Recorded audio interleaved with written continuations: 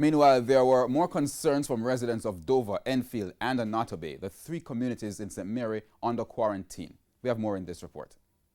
Day 2 of life in quarantine in Enfield, Dover, and Anotobe in St. Mary, and the concerns of residents are not going away, particularly no easy access to food and medication. We want food. I have my cousin, my niece, and my neighbor. We are dead for hunger. We want food.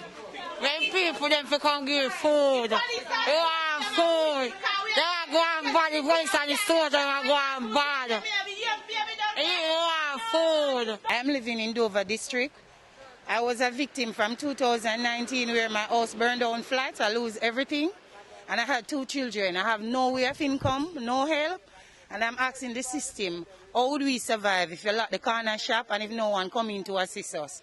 The lockdown sudden and we have not even a word from anybody. We are asking for help because we need help in this area. Goods like tissue that under normal circumstances would be a routine pickup for shoppers are now in high demand. We observed merchants making quick sales to residents through grills. From yesterday morning we wake up, we can't get to move up and down. See it now, we get pushed out again. Some people have fear go in and they don't get what they want. It's a bread me right down the town and look, you know. It's a bread me, some money, oblige me, still not oblige. The soldier tell me, come off our road. And that's why I reach. The security forces also had some problems limiting the movement of residents who were intent on getting supplies. We put the residents' concerns to Member of Parliament for South East St. Mary, Dr. Norman Dunn. Everyone was not prepared. There's no doubt about that. But we all saw what happened in another area.